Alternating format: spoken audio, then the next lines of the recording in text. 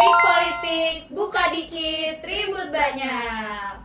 Akhirnya nih kita bisa juga mulai merealisasikan wacana podcast kita yang udah kita impi-impikan dan sudah kita bicarakan dari lama gitu ya.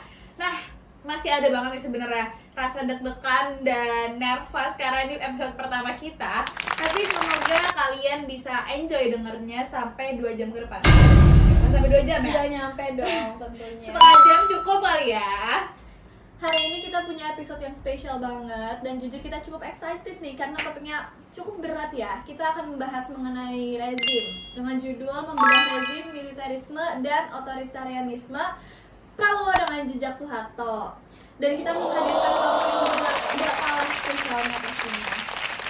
Di episode awal ini kita pengen mulai dengan sesuatu yang bermakna, topik yang sebenarnya sering berseliweran ya di ruang publik, cuman jarang ada yang bahas dengan tenang dan berbagai sudut pandang. Kita warning dulu juga kalau kita di sini datang bukan sebagai orang yang mau tahu, tapi sebagai ruang diskusi aja. Betul. Yang akan nyambung-nyambungin sejarah, membahas politik, dinamika kekuasaan secara lebih jernih. Belum kita masuk ke inti pembahasannya, rasanya nggak lengkap dan ada yang kurang gitu ya kalau kita belum kenalan sama narasumber yang hadir sama kita hari ini, bareng kita hari ini. Karena ini episode pertama, aku sih pengen banget ngasih fondasi yang kuat dan kokoh gitu ya buat arah diskusi podcast ini ke depan gitu. Kemana sih arahnya gitu. Makanya kita undang seseorang yang bukan hanya paham soal politik perbandingan, tetapi juga orang yang sehari-hari membimbing kita gitu, memahami dinamika politik di Indonesia, terkhususnya perubahan rezim gitu. Oke, semuanya sudah hadir di sini bersama kami, Mas Lutfi. Gimana kabarnya Mas Lutfi, sehat? Sehat, alhamdulillah sehat. Oke, teman-teman, karena kita di sini membawa tema dasar yaitu rezim. Ya, jadi kita akan mulai aja nih ke segmen utamanya kali ya. Jadi di sini tema dasarnya rezim. Kita mau tanya dulu nih ke Mas Lutfi mengenai istilah rezim. Jadi kadang audiens awam tuh suka bingung apa sih rezim itu. Mas Lutfi boleh tolong jelasin gambaran yang gampangnya dan amannya untuk audiens yang belum ngerti sebelum kita ngomong ke pembahasan yang lebih berat dan lebih jauh. Oke, rezim ya. Rezim tuh sebetulnya ya aturan, maksudnya cara main, cara kerja lah gitu kira-kira. Atau sebetulnya kalau kita mau pakai analogi kayak misalnya komputer tuh rezim tuh kayak prosesornya. Jadi misalnya kita pakai apa nih? Pakai Intel atau pakai misalnya apa? Kalau Apple tuh, kalau MacBook tuh pakainya OS-nya. Iya, pakai iOS atau pakai apa tuh? Itu operating system tuh itu rezim gitu. Jadi beda dengan pemerintah. Kalau pemerintah itu usernya gitu, ibarat kata gitu. Nah, jadi kalau kita sebut misalnya pemerintahannya Pak Prabowo atau pemerintahannya Pak Jokowi itu orang-orangnya. Tapi kalau kita sebut rezim Pak Jokowi, rezim Pak Prabowo itu aturan main yang berlaku, operating sistemnya seperti apa yang berlaku saat itu gitu. Itu rezim. Kalau dari kacamata Bapak sendiri nih sebagai pengajar perbandingan politik, fenomena campur tangan militer dalam politik Indonesia itu uniknya sebenarnya di bagian mana Pak? Apa yang bikin Indonesia beda dari negara lain? Nah, kalau ini sih kayaknya harus agak ditarik ke belakang ya. Maksudnya kalau kita ngelihat sejarah tuh kan beda dengan negara maju gitu, atau beda dengan bahkan negara Asia sekalipun gitu. Di beberapa negara lain tuh militer itu ada setelah negara terbentuk. Jadi militer adalah alat negara untuk defense, untuk mempertahankan kedaulatan geografis gitu. Jadi loyalitasnya tuh dengan mudah berubah menjadi profesionalitas. Itu kalau di negara-negara maju. Tapi kalau di negara Asia, terutama Indonesia, militer itu terlibat dalam kemerdekaan Republik Indonesia. Jadi mereka ngerasa bahwa negara ini lahir merdeka itu semata-mata karena bukan hanya campur tangan perjuangan sipil, tetapi juga ada perjuangan militer. Itu jadi militer ada apa ya, seperti identitas historis gitu. Jadi itu yang membuat militer sewaktu-waktu bisa bilang kalau ini sipil udah nggak bener, yaudah gue turun tangan gitu. Jadi maksudnya karena ada tanggung jawab moral historis di masa lalu, sehingga mereka ngerasa perjuangan yang dulu itu nggak boleh serta-merta hancur karena pertarungan para politisi gitu kan. Kita sering dengar bahasa-bahasa begitu tuh di militer. Nah kira-kira itu keunikannya. Beda cerita misalnya di Pakistan ataupun di yang lain, biasanya militer tuh jadi pusat ekonomi, jadi beda-beda sebetulnya. Nah di Indonesia tuh ada tanggung jawab moral historis tadi gitu. Berarti karena ada historisnya mereka kayak kita punya andil nih gitu dalam kemerdekaan Indonesia gitu ya. Ya betul. Oke. Kalau dilihat dari generasinya nih Mas, apakah dua tokoh ini gitu ya, Prabowo dan juga Soeharto, sebenarnya punya DNA politik yang mirip karena sama-sama dari militer sebenarnya, atau justru beda jauh? Karena diingat lagi bahwa Soeharto ini dibesarkan dalam kultur ABRI gitu, di era dui fungsi militer yang militer punya ruang besar gitu dalam politik. Tetapi sementara Prabowo tumbuh dan bergerak di masa pasca reformasi, di mana polisi dan militer udah agak dibatasi kan saat-saat itu. Nah, dua lingkungan politik yang beda ini kira-kira ngaruhnya apa gitu Mas kepada gaya kepemimpinan atau potensi otoritarianisme mereka? Oke, kalau tadi bahasanya menarik, DNA militer gitu kira-kira kan, ya tentu dua-duanya punya DNA militer gitu. Nah apa yang dimaksud DNA militer kalau menurut saya sih lebih pada tadi tanggung jawab moral historis tadi. Jadi dua-duanya, mau Soeharto, mau Prabowo, atau mungkin Pak Luhut Binsar Panjaitan gitu, siapapun militer itu di Indonesia selalu punya panggilan moral, selalu punya perasaan bahwa kalau negara tidak baik-baik saja, kita punya tanggung jawab untuk menertibkan gitu, atau untuk menjaga kedaulatan Republik Indonesia. Jadi di bagian itu saya kira sama gitu, semua militer, purnawirawan dan sebagainya, perasaan itu tuh tidak berubah. Yang berubah tentu saja tadi gaya kepemimpinan ya pasti berbeda gitu. Kenapa? Karena gaya kepemimpinan ini soal struktur yang dihadapi gitu, soal dinamika politik yang dihadapi. Kalau kita ngelihat misalnya era Pak Soeharto muncul saat itu gitu, itu kan tidak lepas dari konteks pertarungan politik saat itu. Ada ideologis di sana, ada pertarungan golongan, kelompok.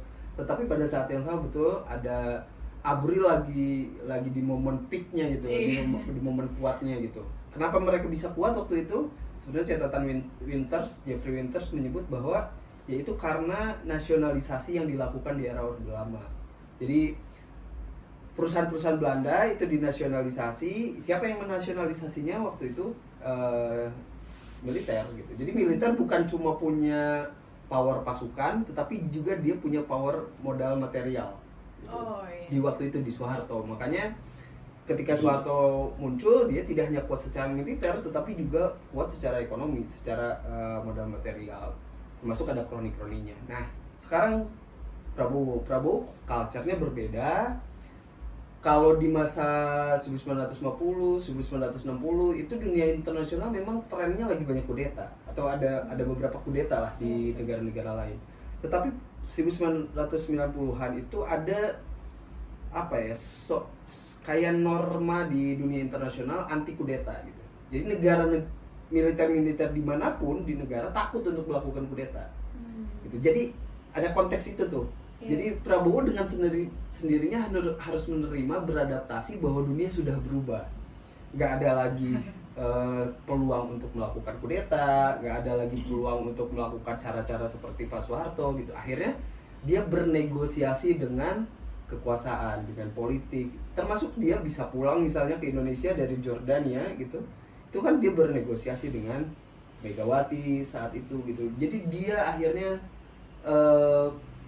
menjadi politisi gitu pada saat yang bersamaan, bernegosiasi, melakukan bagi-bagi, sharing gitu dan sebagainya gitu. Ya sebagaimana politisi pada umumnya, beda dengan Pak Prabowo gitu. Jadi kalau bahasa kalau saya ibaratkan waktu zamannya Pak Soeharto itu, kalau tadi soal operating system itu kayak force clause gitu. Jadi kalau ada problem nih di komputer gitu, ya udah CTRL Alt Del, terus abis itu abis itu langsung force close gitu. Itu cara Pak Soeharto. Kalau cara Pak Prabowo agak beda gaya kepemimpinannya, dia nggak force close karena tadi dia harus bernegosiasi. Gimana caranya? Dia pakai restricted mode gitu. Atau read only gitu kira-kira. Nggak semuanya nggak semua fitur bisa digunakan gitu kalau dalam bahasa operating system gitu kira-kira. Oke. Kalau sebuah negara mulai bergeser nih Mas dari demokrasi ke semi otoritarian, biasanya tanda-tanda paling awal itu munculnya itu di mana dulu Pak? Apa indikator yang paling gampang ditangkap oleh publik sebelum gejalanya makin jelas? Oh, tanda atau gejala ya. Sebetulnya Nancy Bermeo itu nulis tulisan yang menarik di tahun 2016. Dia bilang on demokrasi backsliding. Nah, yang menarik dari tulisan itu sebenarnya dia ngebagi dua variasi backsliding. Jadi ada variasi lama, ada variasi baru. Kalau variasi lama tuh gampang dilihatnya, ada kudeta, terus ada kecurangan pemilu gitu, terus ada apalagi ada perubahan total gitu, pembungkaman, bla bla bla, itu cara lama lah. Tapi yang cara baru ini yang sulit untuk dideteksi gitu. Cara baru itu promissory, itu tuh kayak apa ya? Yang pertama tuh kayak kudeta dilakukan, tapi abis itu rezim mengatakan dia berjanji akan mengadakan pemilu. Nah itu ada tuh di Timur Tengah, di beberapa negara Timur Tengah, militernya masuk ngambil alih kekuasaan, terus dia berjanji akan membuka keran demokrasi gitu. Itu satu. Tapi sebenarnya gak dibuka-buka kerannya gitu. Atau 6 tahun, 8 tahun baru ada pemilu. Itu pasti yang menang juga militer juga gitu. Itu satu. Yang kedua itu executive aggrandizement. Nah ini yang banyak gitu. Apa itu executive aggrandizement? Itu terpilih melalui pemilu, tetapi dia pelan-pelan bertahap dengan cara inkremental. Dia melemahkan pengadilan, dia melemahkan lembaga korupsi, anti korupsi, lembaga HAM, terus melemahkan media dan sebagainya. Pelemahan ini semuanya kalau kata Bermeo dilakukan secara legal. Itu maksudnya tulisan Mittner juga bilang itu. Jadi kayak gini, kayak kemarin contoh misalnya Gibran gitu naik gitu, kan nggak ilegal kan, legal. Jadi ada perubahan dulu kan. Bagaimanapun faktanya kita hari ini merasa agak sulit percaya dengan mahkamah konstitusi karena masalah itu gitu. Nah itu bentuk dari pelemahan institusi demokrasi. Harusnya kita percaya pada penegakan hukum dan sebagainya, tapi karena ada kasus-kasus tertentu yang legal, bukan gak legal ya, yang legal, tapi akhirnya menurun institusi demokrasinya. Lama-kelamaan kita akan dihadapkan percaya pada institusi demokrasi atau percaya pada pemimpin. Di titik itulah institusi demokrasi benar-benar hilang atau hancur atau backsliding tadi. Oke. Jawaban yang bagus banget dan memuaskan hati aku dan juga Chelsea. Semoga begitu juga kepada penonton karena menurutku sangat menjawab banget gitu. Makasih Mas Lutfi. Selanjutnya Pak Mas, kita tahu bahwa Soeharto dulu punya jaringan patronase yang bisa dibilang kuat banget gitu ya, baik lewat kroni bisnisnya maupun juga lewat ABRI. Nah, menurut Bapak, apakah Prabowo hari ini punya basis kekuasaan yang sama kuatnya? Atau justru lebih bergantung pada koalisi oligarki yang dia kelola selama ini? Nah, ini pertanyaan yang agak membingungkan kalau buat saya. Kalau tadi misalnya, apakah Pak Prabowo bergantung pada koalisi oligarki? Ya itu kalau Pak Prabowo-nya bukan oligarki. Oh. Lah kalau Pak Prabowo-nya oligarki gimana? Iya juga ya. Iya kan? Betul. Kan beda lagi nih pertanyaannya gitu. Iya. Maksudnya ya kita harus definisikan apa itu oligarki. Maksudnya biar tidak sekonyong-konyong oligarki itu sebagai negatif gitu. Iya. Tapi ya Winters mengatakan bahwa oligarki artinya adalah orang kaya yang mempertahankan kekayaannya melalui kekayaan. Itu oligarki. Atau bahasa Robinson adalah kapitalisme tingkat lanjut. Orang yang super duper kaya, yang saking kayanya semua orang membutuhkan dia dan dia menggunakan politik untuk mempertahankan kekayaannya. Nah itu dulu tuh. Jadi soal bahwa oligarki itu negatif dan positif nanti dulu. Bahwa oligarki itu artinya orang yang super kaya dan dia terlibat dalam politik, itu dua indikatornya. Dan Pak Prabowo memiliki segalanya gitu. Jadi untuk dikatakan dia bukan oligarki itu agak sulit dalam konteks definisi tadi gitu. Nah balik lagi misalnya, terus apa bedanya? Soeharto juga mungkin oligarki, kata Winter Soeharto tuh disebut sebagai oligarki sultanistik gitu. Nah Pak Prabowo gimana? Apakah oligarki sultanistik? Kayaknya enggak juga. Tapi yang jadi berbeda adalah karena Pak Prabowo oligarki, akhirnya dia cuma punya dua pilihan: melemahkan oligarki lain gitu, atau bernegosiasi dengan oligarki lain. Dengan teman-temannya setananya dia lah gitu ya Pak. Kalau Winters bilang oligarki itu nggak kartel, nggak duduk bareng, dia tuh saling melawan. Itu yang Winters bilang, justru itu positif. Jadi kalau oligarki saling melawan, itu sebenarnya ada banyak celah atau peluang yang muncul. Itu kalau oligarki saling berkompetisi. Problem terjadi itu ketika oligarki bersatu kartel. Nah itu jadi problem. Gitu. Jadi jangan menolak oligarki langsung gitu. Tapi maksudnya ya sejauh mereka berkompetisi, nggak saling duduk bareng, nggak terjadi monopoli, nggak terjadi duopoli. Problemnya tuh kan kalau terjadi monopoli duopoli. Oke. Ya. Saya kira selama ini oligarki adalah sekumpulan orang, segerombolan orang-orang borju gitu ya Mas. Dan mereka membuat apa ya? Merampok uang rakyat gitu. Membuat apa ya? Membuat sebuah program gitu untuk melakukan hal-hal yang merugikan masyarakat tentunya. Nah ini gini, bahkan jangankan oligarki, kapitalisme di Indonesia tuh jelek. Kenapa gitu Mas? Ya maksudnya orang Indonesia tuh melihat kapitalisme tuh kayak perampok, maling gitu, atau pandangannya ya pandangannya. Tapi padahal kalau kita lihat dalam sejarah demokrasi itu ada karena kapitalisme. Karena kapitalisme lah yang melahirkan kelas menengah. Kelas menengah ini yang kemudian menuntut haknya terus jadi demokrasi. Itu logiknya tuh gitu. Itu proses sejarah ya, maksudnya bukan berarti harus kita ulang gitu. Tapi proses sejarahnya begitu gitu. Nah, kapitalisme di barat itu kenapa menjadi positif ya karena tadi proses sejarahnya begitu. Nah, dihargai gitu ya proses sejarahnya. Gitu. Karena kapitalisme lah yang bikin kompetisi, terus tumbuh pabrik, tumbuh kelas menengah, pendapatan naik, orang kemudian menuntut gitu. Itu kan kapitalisme. Nah, tapi di Indonesia kapitalisme sendiri ada, terutama pasca kita merdeka ya, kapitalisme adalah mereka yang kaya tapi lahir dari proyek-proyek pemerintah. Harusnya kalau di luar, kapitalisme itu di luar dari government. Jadi check and balances dengan government. Betul. Tapi misalnya revolusi Prancis, emang siapa aktornya? Itu masyarakat berkolaborasi dengan kapitalisme melawan aristokrat, melawan negara gitu. Jadi kapitalisme tuh punya andil gitu. Nah di Indonesia kapitalisme itu adalah kelas menengah yang ingin kaya melalui proyek-proyek pemerintah. Nah itu kapitalisme di Indonesia gitu. Akhirnya bahasa Yoshihara Kunio, kapitalisme di Asia Tenggara itu disebut sebagai kapitalisme erzats, kapitalisme yang lahir dari rahim negara, palsu dia gitu. Itu sehingga kapitalisme aja udah negatif, apalagi oligarki udah pasti negatif gitu. Meskipun ya ada efek negatifnya, tapi maksudnya sejauh dia berkompetisi, ya apa salahnya dengan menjadi orang kaya gitu. Betul. Itu kata Winters ya.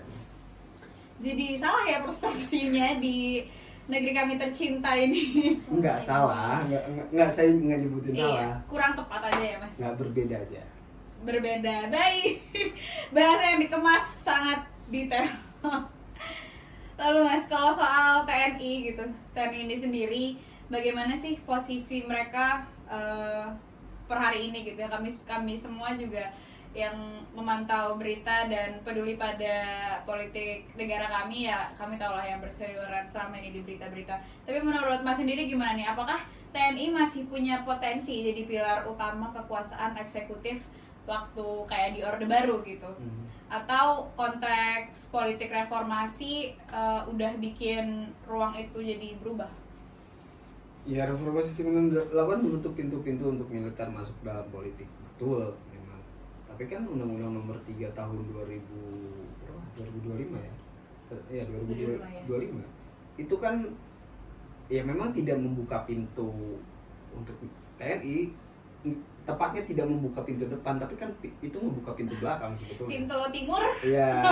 Itu yang saya bilang tadi, gaya kepemimpinan Pak Prabowo ini memang tidak force close tetapi restricted mode gitu. Iya. Jadi maksudnya memang tidak membolehkan TNI secara langsung masuk politik, tetapi untuk 16 posisi boleh gitu kan, itu restricted mode Iya, gitu. betul. Jadi tapi di satu sisi memang kalau disebut menjadi dominan, saya juga masih belum melihat itu, karena bedanya dengan di masa Soeharto, tunggal, militer itu nggak ada lawan. Iya.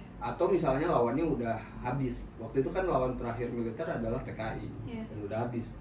Nah sekarang kan masalahnya militer tidak begitu dominan, dan justru yang jauh lebih, yang sama-sama dominannya dengan militer dan juga di politik adalah polisi.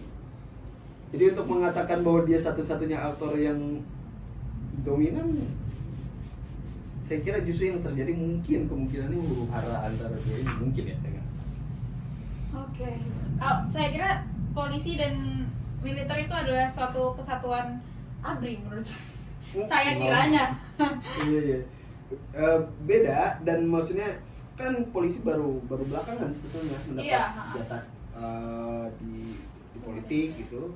Dan ini tuh saya pernah nulis juga, ini tuh kayak kita mau ngebunuh tikus tapi dengan mendatangkan ular gitu.